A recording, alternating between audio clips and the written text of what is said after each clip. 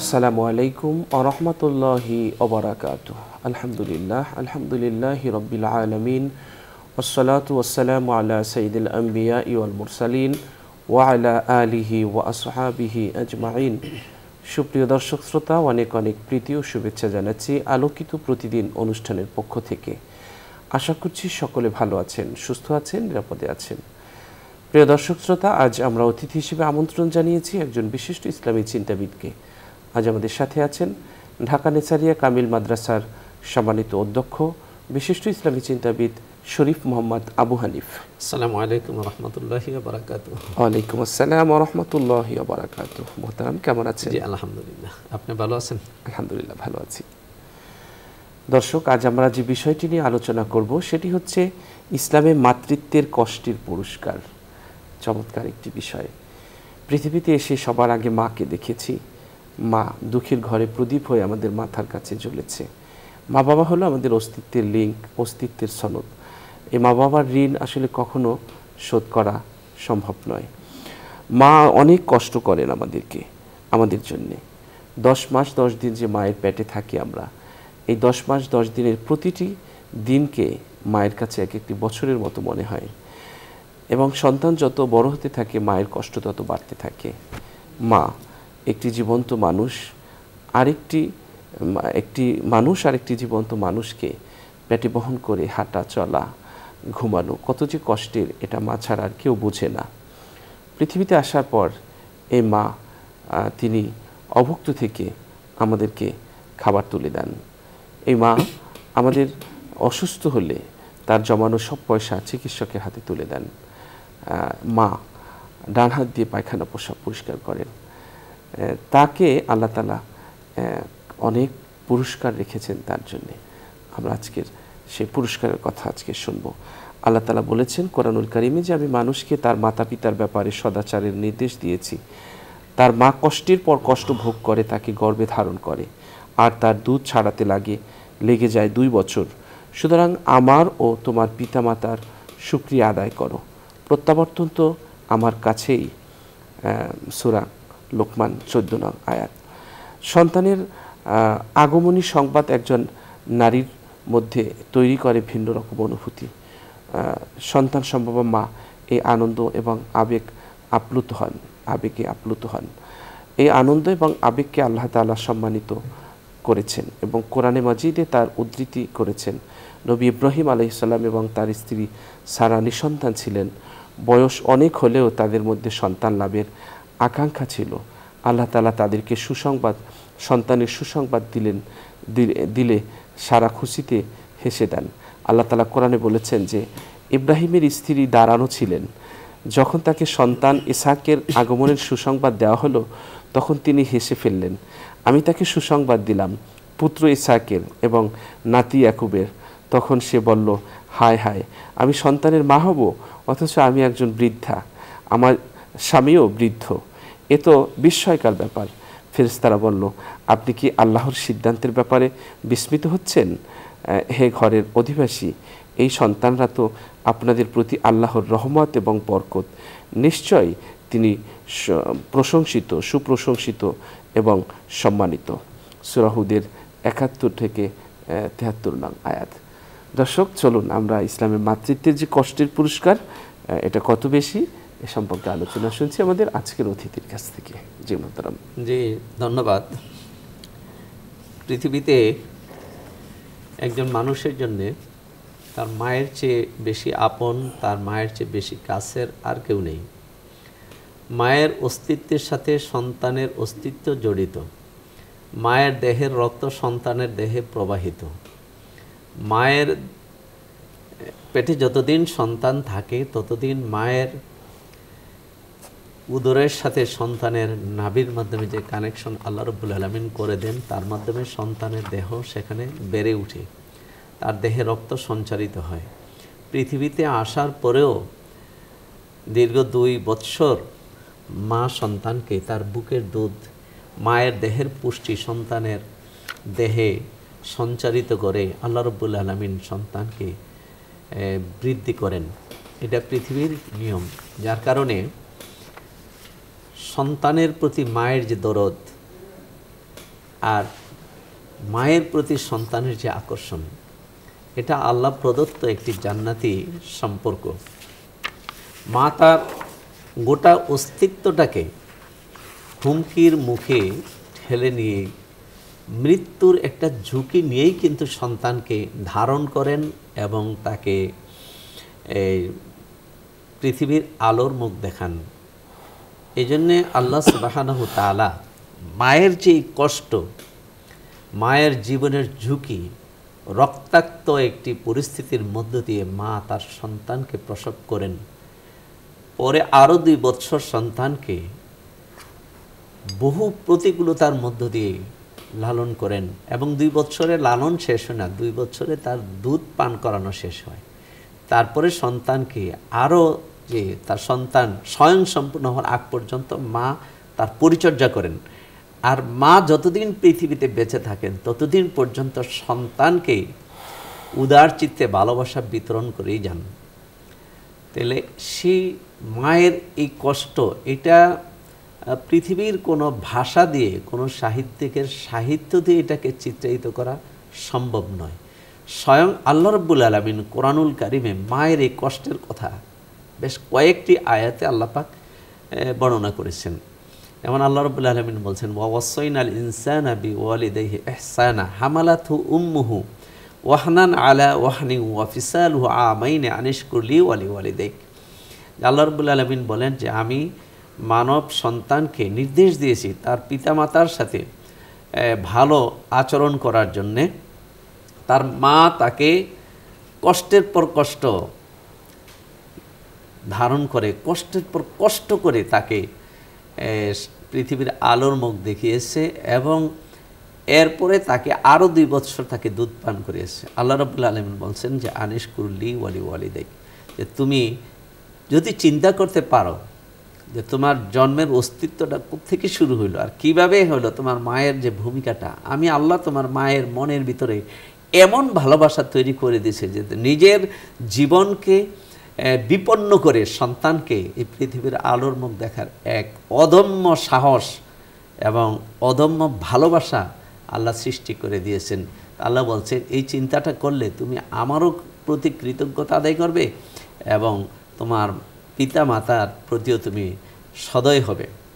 তো এই কষ্টগুলোর কথা আল্লাহ রাব্বুল আলামিন এখানে বলছেন। সূরা আহকাফে আল্লাহ পাক আরও বলছেন যে ওয়াসাইনাল ইনসানা বিওয়ালিদাইহি ইহসানা হামালাতহু উম্মুহু কুরহা ওয়া ওয়াদাআতহু কুরহা, যে আল্লাহ রাব্বুল আলামিন বলছেন যে তার মা তাকে গর্ভধারণ করছে অতি কষ্টে এবং তাকে প্রসবও করেছেন অতি কষ্টে। একজন আমরা আমাদের স্ত্রীদের দিকে যখন তারা গর্ভধারণ করে তাদের দেহে কত পরিবর্তন আসে, রুচিতে পরিবর্তন আসে, ঘুমে পরিবর্তন আসে, কত জটিলতা নতুনভাবে তৈরি হয়। এই বিষয়গুলো চিন্তা করলে আমাদের মায়ের মূল্যায়নটা আমাদের দ্বারা সম্ভব। যেখানে স্বয়ং আল্লাহ রাব্বুল আলামিন কোরআনুল কারিমে মায়ের এই কষ্টগুলোর কথা বলেছেন এবং মায়ের প্রতি কৃতজ্ঞতা আদায় করার জন্য বলেছেন, তাহলে সেখানে মার এই যে কষ্টটা কত বেশি। আর রাসূলুল্লাহ সাল্লাল্লাহু আলাইহি ওয়াসাল্লামের মাধ্যমে আল্লাহ পাক জানিয়ে দিয়েছেন যে ব্যক্তি 3টি সন্তান, 3টি কন্যা সন্তান দুনিয়াতে আলোর মুখ দেখলো, যার মাধ্যমে লালন করলো, আল্লাহ পাক তাকে জাহান্নাম থেকে মুক্ত করে দেন। তাহলে এই সন্তান লালন পালনের জন্য মা বাবার যে পুরস্কার আল্লাহ রাব্বুল আলামিন তাদের জন্য তো জান্নাত রেখে দিয়েছেন। আর মা যে কষ্টগুলো করে, যদি একটা হাদিস আছে, হাদিসটা জয়ীফ, তারপরে ফজিলত, যে মা সন্তান লালন করার কারণে সে খেতে পারে না, সে রাত্রে ঘুমাতে পারে না, সেই জন্য আল্লাহ রাব্বুল আলামিন তাকে রোজাদারের সব দান করেন। রাত্রে জাগ্রত থেকে তাহাজ্জুদ আদায় করলে যে সব হতো, সেই সবটা আল্লাহ রাব্বুল আলামিন এই সন্তান গর্ভধারিণী মাকে দান করেন। রাসূলুল্লাহ সাল্লাল্লাহু আলাইহি ওয়াসাল্লাম একজন অসুস্থ সাহাবীকে একদিন দেখতে গেলেন। দেখতে যাওয়ার পরে সেখানে তার পরিবারের লোকজন বললেন যে আমাদের তো আশা ছিল, প্রত্যাশা ছিল সে জেহাদের ময়দানে শহীদ হবে, এখন তো দেখি সে ঘরে অসুস্থ অবস্থায় বিছানায় মৃত্যুবরণ করতেছে। তখন রাসূলুল্লাহ সাল্লাল্লাহু আলাইহি ওয়াসাল্লাম বলেন, তোমরা যেভাবে মূল্যায়ন করতেছ তাহলে তো আমার উম্মতের শহীদের সংখ্যা কমে যাবে। যে আল্লাহর পথে যুদ্ধের ময়দানে গিয়ে জিহাদ করে মৃত্যুবরণ করে সে শহীদ, যে পানিতে ডুবে মৃত্যুবরণ করবে সে শহীদ, যে আগুনে পুড়ে মারা যাবে সে শহীদ, যে পেটের পীড়ায় মারা যাবে সে শহীদ, যে গর্ভধারিণী মা সন্তান প্রসব করতে গিয়ে মারা যাবে সে মাও শহীদ। আল্লাহ রাব্বুল আলামিন মায়েদের জন্য শাহাদাতের মর্যাদার ব্যবস্থাও করে রেখেছেন। এখানে পৃথিবীর আসলে সভ্যতার যাই হোক সেখানে কিন্তু আল্লাহ মায়েদেরকে সেভাবে মূল্যায়ন করে রেখেছেন। রাসূল পাক সাল্লাল্লাহু আলাইহি ওয়াসাল্লামকে একজন সাহাবী জিজ্ঞাসা করলেন, ইয়া রাসূলুল্লাহ, যে কোন ব্যক্তি আমার মান আহাক্কু বিহুসনি সোহবাতি, আমার কাছ থেকে উত্তম আচরণ পাওয়ার মধ্যে সবচেয়ে হক বেশি কার? রাসূলুল্লাহ সাল্লাল্লাহু আলাইহি ওয়াসাল্লাম বলেন যে উম্মুকা, তোমার মা। লোকটি দ্বিতীয়বার প্রশ্ন করলেন, সুম্মা মান, অতঃপর কে? রাসূলুল্লাহ সাল্লাল্লাহু আলাইহি ওয়াসাল্লাম বললেন যে তোমার মা। তৃতীয়বার প্রশ্ন করলেন, সুম্মা মান, অতঃপর কে? রাসূল সাল্লাল্লাহু আলাইহি ওয়াসাল্লাম বললেন উম্মুকা, তোমার মা। চতুর্থবার লোকটি প্রশ্ন করে, তার আগ্রহ যে মায়ের পরে কে আছে। রাসূল তিনবারে মায়ের কথা বলছেন, চতুর্থবার বললেন যে সুম্মা আবুকা, তোমার পিতা। তাহলে পিতার থেকে মায়ের অবস্থানকে রাসূল সাল্লাল্লাহু আলাইহি ওয়াসাল্লাম তিনবার বেশি গুরুত্ব দিয়েছেন। কারণ প্রথমত মা এমন তিনটি পরিশ্রম করেন যে পরিশ্রম মায়ের কোনো বিকল্প নেই। মা গর্ভধারণ করেন দীর্ঘ 9 মাস 10 মাস, এইটা পৃথিবীতে আর কেউ করতে পারে না। তারপরে মা সন্তানকে প্রসব করেন জীবনের ঝুঁকি নিয়ে, তারপরে দীর্ঘ 2 বছর মা নিজের দেহের পুষ্টিগুলা সন্তানের মধ্যে সঞ্চালন করেন বুকের দুধের মাধ্যমে। যেন রাসূলুল্লাহ সাল্লাল্লাহু আলাইহি ওয়াসাল্লাম তিনবারই মায়ের কথা বলেছেন। এবং আল্লাহ রসুল বলছেন যে জান্নাতুকুম তাহাতা আকদামে উম্মাহাতিকুম, যে তোমাদের জান্নাত তোমাদের মায়ের পায়ের নিচে। এই যে মায়ের পায়ের নিচে আল্লাহ রাব্বুল আলামিন জান্নাত সন্তানের ঘোষণা দিলেন, তার মানে হচ্ছে কি মায়ের ঋণ পরিশোধ করতে, জান্নাত পাইতে হলে মাকে খুশি করতে হবে। আল্লাহ রাব্বুল আলামিন যেখানে তার নিজের ইবাদতের কথা বলছেন সেখানে মা বাবার প্রতি দয়া এহসানের কথা বলছেন। একই আয়াতে মাঝখানে কোনো ওয়াকফ নেই, কোনো বিরতি নেই, কোনো ব্রেকেট নেই। ওয়াকদা রব্বুকা আল্লা তা'বুদু ইল্লা ইয়াহু ওয়া বিল ওয়ালিদাইনি ইহসানা, যে আল্লাহ ফয়সালা দিয়েছেন যে তোমরা একমাত্র শিরিক মুক্ত থেকে আল্লাহর ইবাদত করবে এবং মা বাবার প্রতি সদয় আচরণ করবে। বিশেষ করে ইম্মা ইয়াবলুগান্না ইনদাকাল এবার আহাদুহুমা আও কিলাহুমা ফালা তাকুল্লাহুমা উফি ওয়ালা তানহারহুমা ওয়াকুল্লাহুমা কাওলান কারীমা।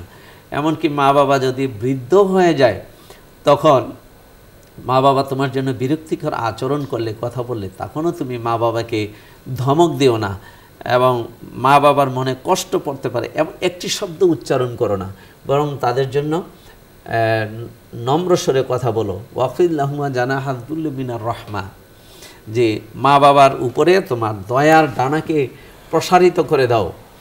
এবং আল্লাহ শেষ পর্যন্ত বলেন কি, তার মানে হচ্ছে কি একজন সন্তান তার সর্বোচ্চ সামর্থ্য অনুযায়ী তার মায়ের পিছনে সে ব্যয় করবে, তার সর্বোচ্চ সামর্থ্যটা বাবার পিছনে ব্যয় করবে। এরপরেও আল্লাহ রাব্বুল আলামিন বুঝাইলেন যে তোমার সকল সক্ষমতা দিয়েও যদি তোমার আমার মা বাবার পিছনে খেদমত করো, তারপরেও কিন্তু মা বাবার হক তোমার দ্বারা সম্পন্ন হবে না।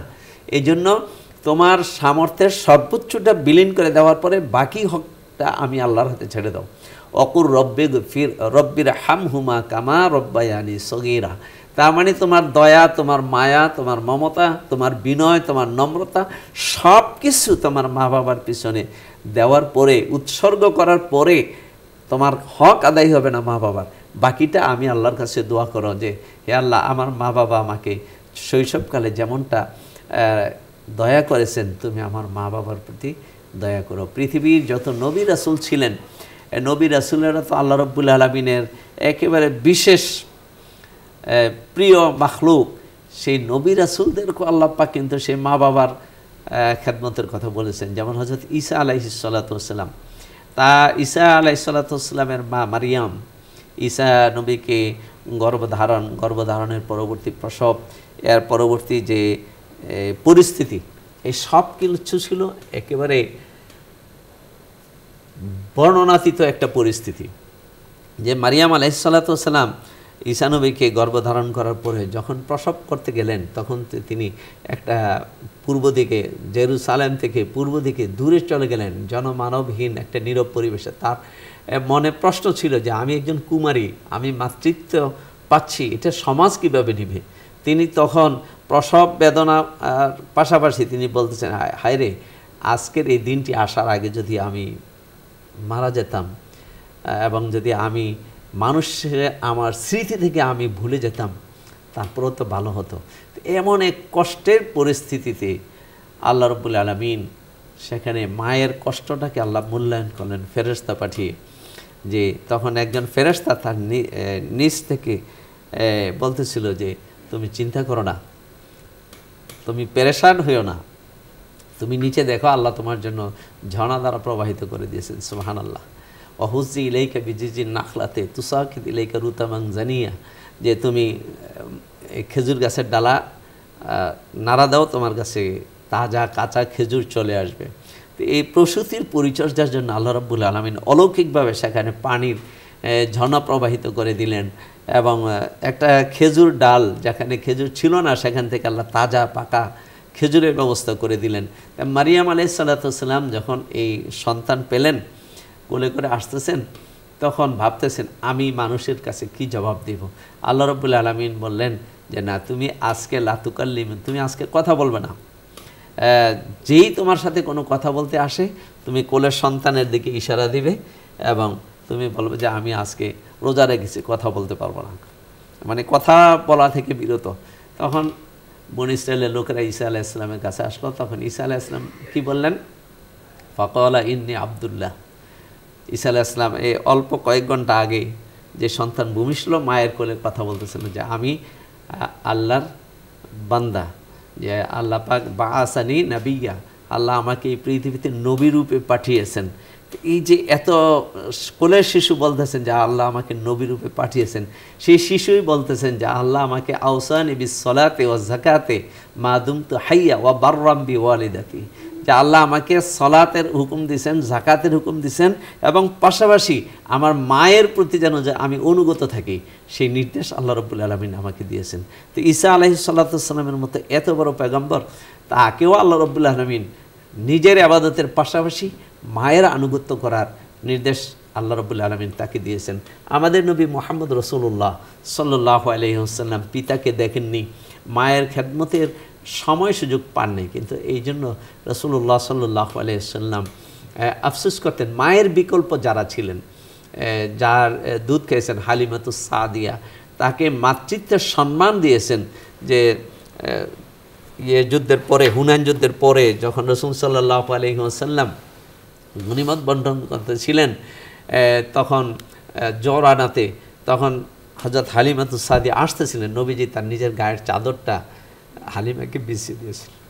সব সাহাবীরা ভাবতেছিলেন যে এই বৃদ্ধ মহিলার জন্য আল্লাহ রাসূল গায়ের চাদর বিছিয়ে দিলেন। নবীজি বললেন যে আমি তো মা খেদমত করতে পারি, কিন্তু ইনি আমার মা হালিমাতুস সাদিয়া। তো সেই রাসূলুল্লাহ সাল্লাল্লাহু আলাইহি ওয়াসাল্লাম তাহলে আপন মাকে পেলে নবীজি কি আদর্শ উপস্থাপন করতেন, আমরা সেই বিষয়টা উপলব্ধি করতে পারি না। মা বাবা, মা আল্লাহ তো বলছেন ওয়াইন জাহাদাকা আল্লাহ আনতুশরিকা বি মা লাইসা লাকা বিইলমিন ফালা তুতি'হুমা ওয়া সাহিবহুমা ফিদ দুনিয়া মারুফা, যে মা বাবা যদি আমি আল্লাহর সাথে তোমাকে শরীক করার জন্য বলে, তুমি শরীক করো না, কিন্তু তারপরেও তাদের সাথে খারাপ ব্যবহার করা যাবে না। তাহলে দুনিয়ার এমন কোনো পরিস্থিতি নাই যেই পরিস্থিতিতে একজন সন্তান তার মায়ের সাথে খারাপ ব্যবহার করতে পারে, এটা হতেই পারে না। সন্তান মায়ের জন্য কি করতে পারবে? মা তো তার নিজের রক্ত দিয়ে, তার নিজের দেহের পুষ্টিগুলো দিয়ে সন্তানের দেহটা তৈরি করে দিয়েছেন, কিন্তু একজন সন্তান কি কোনো দিনেও কোনো কালেও কি সম্ভব যে তার দেহের রক্ত দিয়ে, তার দেহের পুষ্টি দিয়ে মায়ের দেহটাকে বৃদ্ধি করে দিবেন? এটা কি কখনো সম্ভব? এটা কিন্তু কোনোভাবেই সম্ভব না। এই জন্য এটা যেহেতু পারবে না, মা যা করেছে সন্তানের জন্য, সন্তান এটা মায়ের জন্য কখনোই পারবে না। এই জন্য মায়ের ঋণ কিন্তু কোনোদিনও পরিশোধ হয় না। হযরত আব্দুল্লাহ ইবনে আব্বাস রাদিয়াল্লাহু তাআলা আনহুমার একটি ঘটনা, যে ইয়েমেন থেকে একজন তাবিঈ তার বৃদ্ধা মাকে সুদূর ইয়েমেন থেকে কাঁধে করে, পিঠে করে তার মাকে নিয়ে এসেছেন, এসে হজ করেছেন। মিনা, মুজদালিফা, আরাফাত সমস্ত কাজগুলো সারার পরে সে কাবাগরে তওয়াফে জিয়ারত, ফরজ তওয়াফও কমপ্লিট করেছে, সাই করেছে, এখন বিদায়ী তওয়াফ করবে। সে তার ইয়েমেনে চলে যাবে। মাকে এই পুরা হজের সফরটা মাকে পিঠে করে সে সম্পন্ন করেছে। এখন বিদায়ী তওয়াফে আসে সে মনের আনন্দে একটা শেয়ার বলতেছে যে আল্লাহ, আমি তো আমার মায়ের হক আদায় করতে পারলাম, আমার মাকে তোমার ঘর দেখালাম, মিনা, মুজদালিফা আর সব জায়গায় আমি আমার মাকে পিঠে করে এই সফর সম্পন্ন করলাম। তখন আব্দুল ইবনে আব্বাস রাদিয়াল্লাহু তাআলা আনহুর কানে কথাটা গেছে। তখন উনি বলতেছে যে তুমি চুপ করো, তুমি কি বলতেছো? তুমি যা কিছু করেছো এই সব কিছু একসাথে করলো, তোমার মায়ের বুকের যে এক চুমুক দুধ পান করেছো তার বিনিময়ে তো এটা হবে না। তাহলে আল্লাহ রাব্বুল আলামিন মায়ের মর্যাদাটা কোন জায়গায় নিয়ে রেখেছেন, যে মায়ের সন্তুষ্টি সন্তানের নাজাত, আর মায়ের অসন্তুষ্টি সন্তানের জন্য ধ্বংস। রাসূলুল্লাহ সাল্লাল্লাহু আলাইহি ওয়াসাল্লামের বিখ্যাত হাদিস যে মসজিদে নববীর মিম্বারে প্রথম ধাপে দাঁড়িয়ে বলেন আমিন, দ্বিতীয় ধাপে দাঁড়িয়ে আবার বলেন আমিন, তৃতীয় ধাপে দাঁড়িয়ে আবার বলেন আমিন। সাহাবায়ে কেরাম তো অবাক হয়ে গেলেন যে ইয়া রাসূলুল্লাহ, এটা তো একটা আনকমন বিষয়, আপনি কিছুই বললেন না কিন্তু আমিন আমিন বললেন কেন? আমরা তো আল্লাহর কাছে দোয়া মুনাজাত করার পরে আমিন বলি। রাসূলুল্লাহ সাল্লাল্লাহু আলাইহি ওয়াসাল্লাম বললেন যে দেখো, আজকে আমি মিম্বারে প্রথম ধাপে পা রাখার পরেই জিবরাইল আমিন বলল, ইয়া রাসূলুল্লাহ, আপনার নাম শোনার পরে যে উম্মত দরুদ পড়ল না তার নাক যেন ধূলিসাৎ হয়ে যায়, সে যেন ধ্বংস হয়ে যায়। তখন আমি আমিন বলেছি। দ্বিতীয় ধাপে উঠার পরে জিবরাইল আমিন বলছি, ইয়া রাসূলুল্লাহ, আপনার যে উম্মত রমজান মাস পেল অথচ গুনাহ মাফ করাতে পারলো না, সে যেন ধ্বংস হয়ে যায়। রাসূল সাল্লাল্লাহু বলেন, তখন আমি আমিন বলেছি। তৃতীয় ধাপে উঠার পরে জিবরাইল আমিন বললেন, ইয়া রাসূলুল্লাহ, যে ব্যক্তি আপনার উম্মতের মধ্যে যে ব্যক্তি তার পিতামাতা দুইজনকেই পেল অথবা তাদের একজনকে পেল অথচ দুনিয়ায় থাকতে আল্লাহর জান্নাতটা কিনে রাখতে পারলো না তাদেরকে সন্তুষ্ট করে, সে যেন ধ্বংস হয়ে যায়। রাসূল সাল্লাল্লাহু আলাইহি ওয়াসাল্লাম বলছেন যে আমিন। তাহলে মা বাবা পৃথিবীতে জীবনে পাওয়া, মা বাবার জন্য একটু কিছু করার সুযোগ পাওয়া, এটা আল্লাহ রাব্বুল আলামিনের একটি বড় নিয়ামত। যে মা বাবা পৃথিবীতে বেঁচে থাকতেই তাদের খেদমতের মাধ্যমে আল্লাহর সন্তুষ্টি হাসিল করার সুযোগ, আল্লাহর জান্নাত হাসিল করার একটি মহা সুযোগ আল্লাহ আমাদেরকে দিয়েছেন। তৌফিক দান করুন মা বাবার প্রতি যত্নবান হওয়ার। অনেক অনেক ধন্যবাদ মোহতারাম। দর্শক, আমরা অনুষ্ঠানের শেষ প্রান্তে চলে এসেছি। মোহতারাম খুব গুরুত্বপূর্ণ আলোচনা করেছেন। একজন গর্ভবতী নারী গর্ভকালীন সময়ে শারীরিক মানসিক যন্ত্রণায় ভোগেন, নানান রকম সমস্যার মধ্য দিয়ে দীর্ঘ 8 থেকে 10 মাস পার করেন। এসব কষ্টের বিনিময়ে আল্লাহ তাআলা অবশ্যই দান করবেন। নবী সাল্লাল্লাহু আলাইহি ওয়াসাল্লাম বলেছেন, কোনো মুসলিমের গায়ে একটি ছোট কাঁটা বিধে ব্যথা পেলেও আল্লাহ তাআলা এই কষ্টের বিনিময়ে গুনাহ মাফ করে দেন।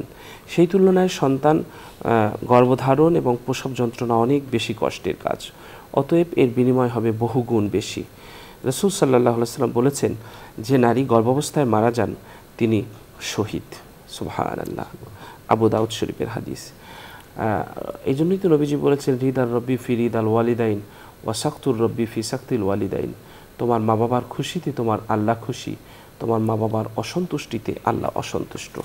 এই জন্যে মা বাবার প্রতি আমাদের যত্নশীল হতে হবে। ইবনে মাজায় একটি হাদিস এসেছেন যে হুমা জান্নাতুকা ওয়া নারুকা, মা বাবাই হলো তোমার জন্য জান্নাত অথবা জাহান্নাম।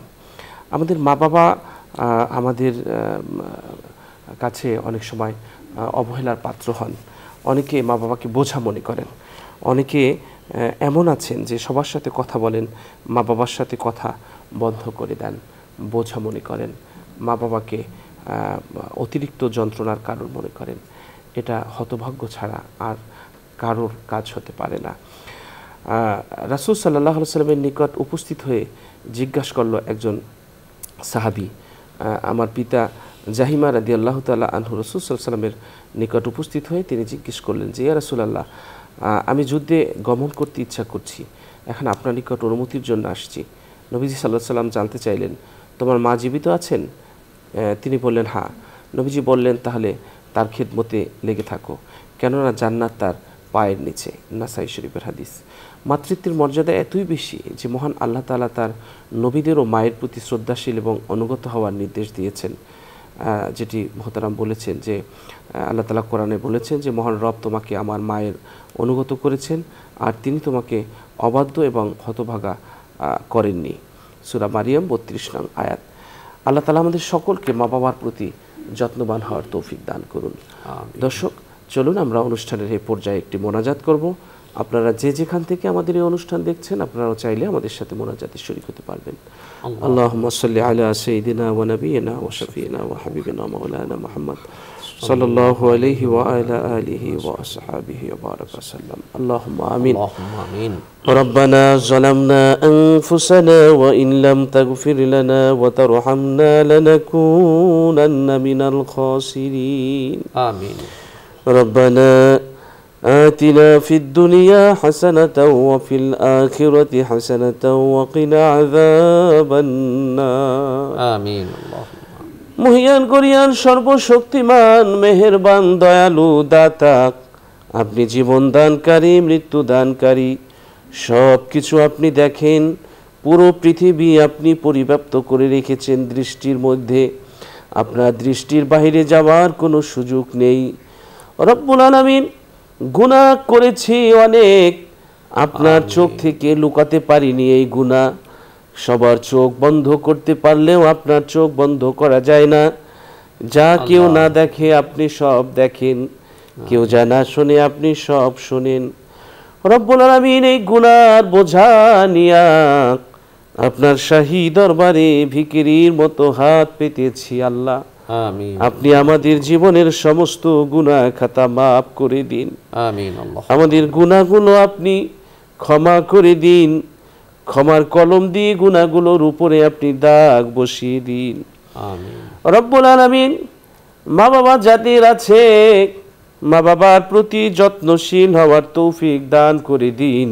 আমিন। মা বাবা যাদের অন্ধকার কবরে চলে গেছে, মা বাবার ঋণ কখনো শোধ করা যায় না, তাদের মা বাবাকে কবরে মারিয়েন না।